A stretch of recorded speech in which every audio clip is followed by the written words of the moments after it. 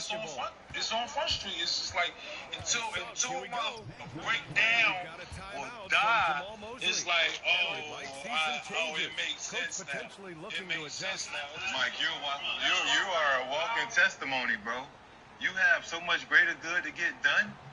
You're talking about all these kids that came up like you, the kids that are gonna go through a lot of the same. But Freddie, you came up like him. But I'm talking about the kids that are coming up. Because I got to a place where I found myself. This is what he's doing. But what he has to understand is this message is so much more powerful. Let's funnel it though. Like even doing this right here, this is a lot. It is, but it is a lot. Like I said, it's people need to hear this. Like my whole career, all I just want to do is play basketball. Leave me alone and let me play basketball. How did they take that from you? Every which way? What do you mean? Every way. I'm the only player in the history of history that's gotten whatever off the court and held accountable on it. Like if you look at my numbers, if you look at how I play the game, if you look like, bro, there's no reason in hell I should not be playing basketball. You dig what I'm saying? Like I can per 36 it. I can like my rookie year I averaged 13 and 6 on 20 minutes. Jason Tatum averaged 13 and 6 in 36 minutes, and they just gave him a chance to play basketball. I've never gotten a chance to play basketball. Everywhere I've gone, I've shown that I should be playing basketball, and I've always watched more than half the game. And then, watching more than half the game, I watch the narrative go, this is why he's not playing, this is why. When you look at your actions, is there anything in what you did, in what you went through, in what you've been, that played a part in you not being able to play basketball? And can we fix those things? So that's a double-edged sword.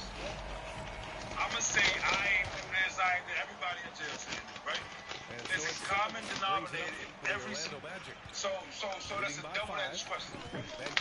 I'm gonna say I ain't designed that everybody in jail said, right? There's a common denominator in every situation you've been in. Every situation is true, 100%. I'm not gonna sit there and eat all of the pano, right? Man, we can sit here and say, have I done this? Have I done this? And we can sit there and look at the last 3 years and done way worse. And got paid way more. And the money, bro, I'm just trying to play basketball. That's it. My whole career, I haven't been able to play basketball. And then when I go outside, I got to fight this perception that people think I'm... 5 on the clock. The Suns need to get off a shot. Who's that creative by, bro? Much respect for the hustle of Paul. Do you sit back and think about creative by when I sit back, I think about it all the time, bro. I just talk, bro, right? I'm not scared to cry for the grown men because at the same time, you're going to be soft about it. Straight up. This is just, you know what I'm saying? I've been a sacrificial lamb my whole life. Right? Well, I tell you what, guys, this is really getting close to being real ugly. But I used to get my ass whipped so much that, like, my brothers and sisters, Fourth quarter of basketball. We're about a minute into something it. happened, they come negotiate with me like, yo, you won't get your ass whipped for like 2 minutes. And the three on You know what I'm target. saying? You always He's expect just you to chucking get your it up ass in whipped. distance this morning. But you know what I'm saying? Like, if we especially did in the second half. we're going to get ass whipping all night. So, like, And it's a defensive my whole life, I've learned how to be the sacrificial man. You dig what I'm saying? It's like I've always learned how to just be the butt of the joke. Like, you talking about getting your ass whooped as a kid. My sister whooped me with a, you know, the S10, the old antennas you can screw off, like the antennas on the truck that you can screw off. My sister screwed one off and whooped my back with it. I was bleeding on my back. Oh no, I'm 6'10" and my tallest sibling is maybe 6'. Like, bro, I beat this stuff. We ain't fighters, but I'm talking about. I used to take the ass with my mom. I'm just saying, being light skinned with pretty eyes, like you gotta be tougher than everybody. Like, yeah, like growing up in DC, it was Chocolate City. I was was the white boy growing up. I ain't seen a white person until I turned maybe 13. Way too long without a score. You ain't see a white person. Like growing up in DC, it was Chocolate City. I was the white boy growing up. I ain't seen a white person until I turned maybe 13. You ain't see a white person turn 13 years old. Sound like Charles Avery. He is built to score and never seems to take a play off. I think you got all your faculties. Booker. You know, I hear people talk about your mental health that you ain't. I think you're crying out for help, right? And not crying. And I think people can easily get that confused. This is my first time meeting you in person. I followed your career.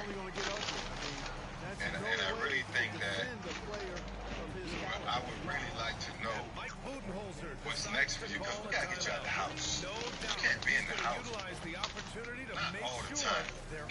Your story, your message, the fact that you can help people.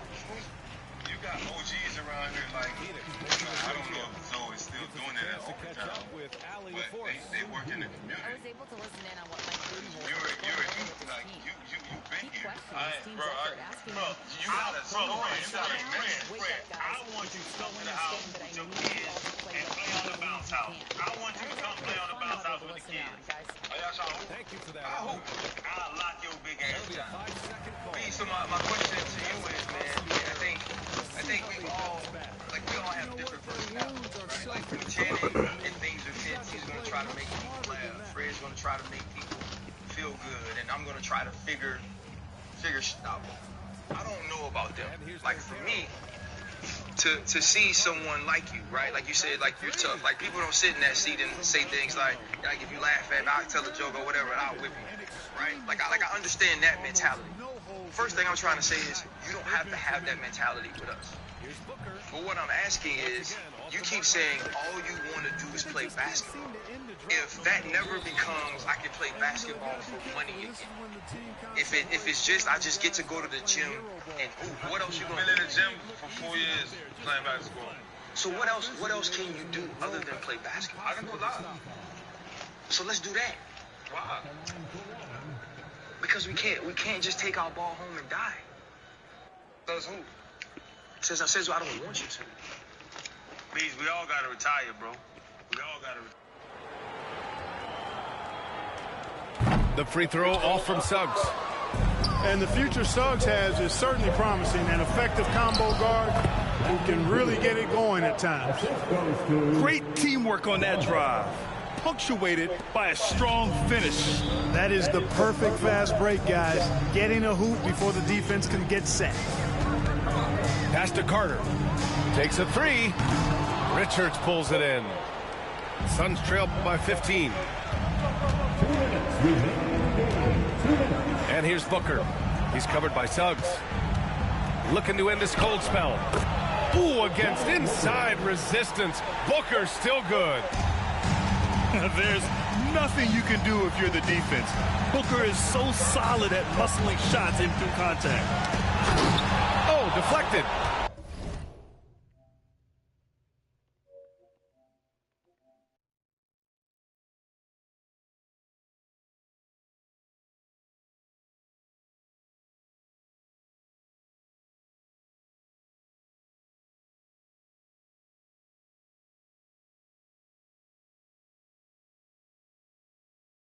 Oh, Durant with a steal. Good chance here for Booker. Orlando with a rebound. 17 points was their biggest margin. Pass to Wagner. Tries the spin move. And another miss by Orlando. And so Durant will bring it up for the Phoenix Suns. It's a 13-point game. Lets it go from deep. It's rebounded by Banchero. Yeah, he usually makes you pay from that range. And they had an advantage tonight. Came out sharp and did what was needed. Nice win here for the Magic. Offensively, they made the most of their trips. They found multiple ways to score consistently, and a little luck doesn't hurt them either. They also got some nice bounces off the rim tonight, too. And one player just stole the show tonight, doing everything for his team. A monster night for Paolo Banchero. Well, you have to marvel at how well he picked apart that defense repeatedly. Found the right guy in the right spot at the right time.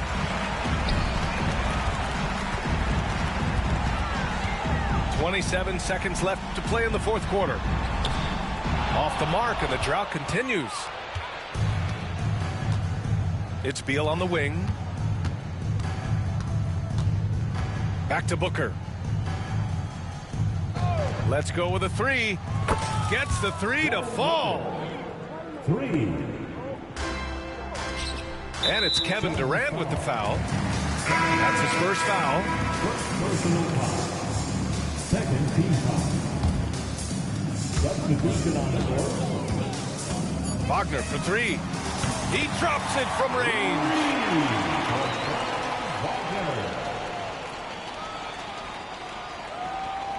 They're going to turn it over. They couldn't get it inbounds in time. Magic ball. Substitution for the Suns. The three from Suggs. Missed it. So it's the Magic winning this one easily. A clean win. And one. Right before our birthday, right? I get back. I'm there for maybe a week to my aunt called me and was like, she might not, you know.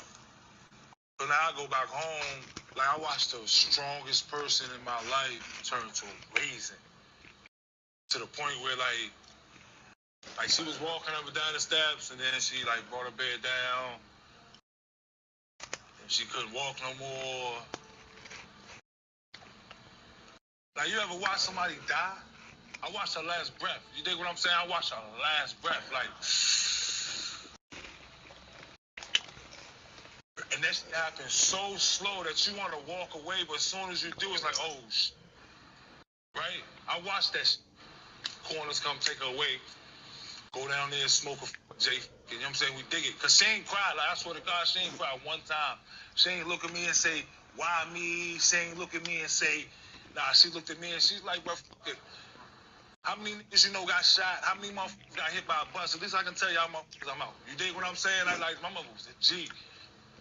So, go downstairs, we smoke, we get everything together, get the funeral together. It was gangster, by the way. She had the horse turkey. You know what I'm saying? I'm talking about this gangster. She went out like a dog.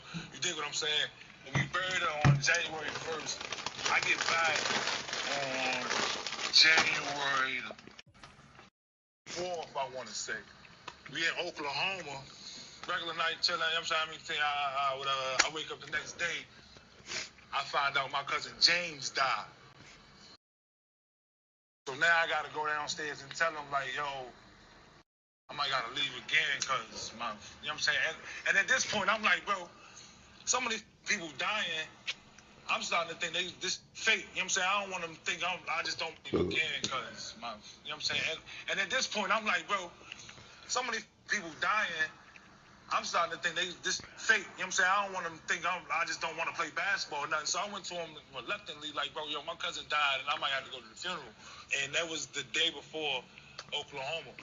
So I'm sitting there for 2 days, just like trying to figure out if I'm gonna leave. I'm not gonna. I go to the game because I'm like, bro, I was gone for six weeks. That's what a short thing. Oh, they have. I was supposed to leave that morning, and I just decided not to leave. Is there anybody to talk to in season when something like that's going on? No. There's nobody on the team to talk to. There's nobody to express that to. Like I told you, secrets turn information, right? Like it's always somebody on the inside that's gonna tell what's going on. And it's like, bro, at that point, I don't even know who to trust no more because it's like when I was growing up, like whatever you was going, anything you was going through was just like it wasn't mental health. It wasn't he crying out for help. It wasn't nothing other than, oh, it's just distracting him from basketball. That's your problem. That's your problem. It's distracting him from basketball. You dig what I'm saying? So it's like, nah, I ain't nobody to talk to. And every time I tried to talk to somebody, it was just always, oh, he crazy. That's crazy to me. That's just, he just crazy. Like, bro, like I want to name my book Too True to Be Funny. You know what I'm saying? Because like I can tell you what's going on, and like you just laugh at it. You won't laugh. I think the biggest thing is, bro, like that's not funny. The things that you've been through aren't funny, man, and we ain't laughing. I'm really grateful though. You shared your story.